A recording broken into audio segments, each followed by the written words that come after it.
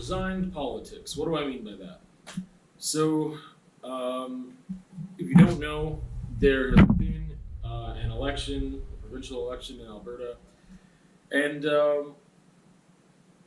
I was just thinking, I was just thinking about it, feeling it, and I realized there's one thing, which is a good thing, that I do. I think it's a good thing for my own mental well-being, um, and I think I've always done that. And it's that I care about politics because they matter, and it changes the course of our lives. But I don't dedicate myself in a full-time pursuit of wanting to affect change on the political spectrum. So I think that people who want to affect change, there's a lot of different ways to do that. So being a teacher could be one of those things. However, you are working within this political system, right? That informs so much of what you do and what you can't do as a teacher.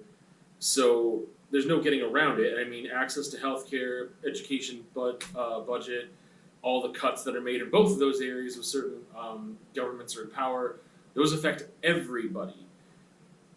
But I don't catastrophize with it, and that's the thing. I didn't realize it until like yesterday that it's an area where I'm like, yeah, I care about it, and I do what I can to. I do what I can in my I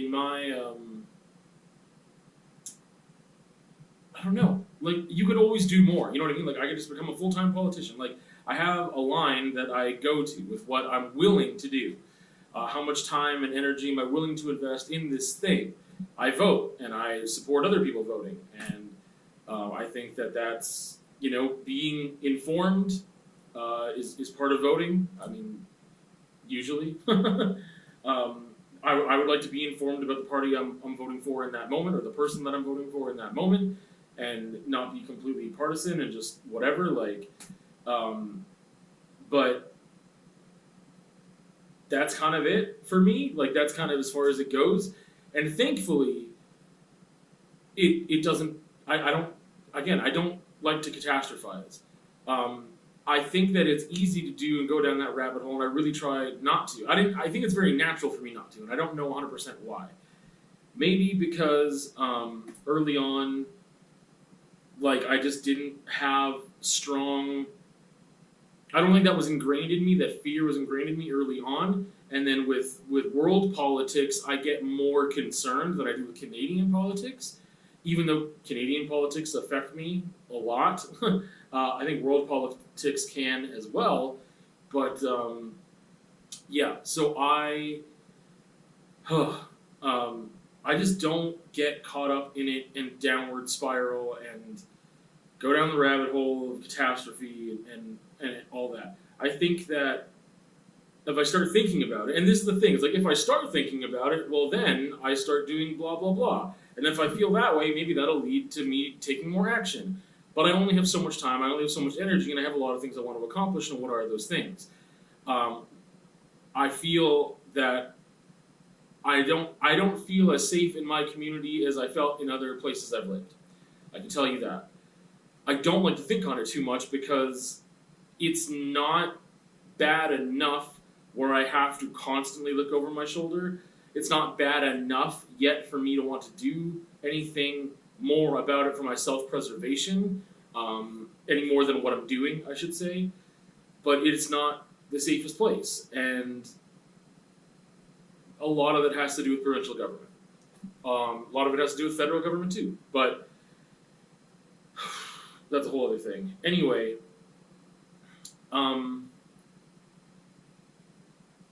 I guess, I don't know, I just wanted to put words to it and say it out loud because I just had the thought yesterday of like, I guess my interest, my investment in politics is more resigned, and I don't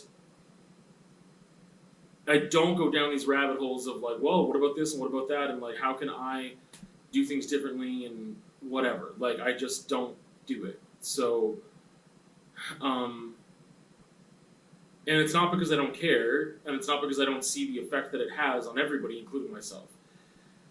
It's because there's only so much that I can do, and without completely dedicating all of my mental and emotional and physical energy towards those things. So I don't know what else to say. I think I'm like struggling for just like,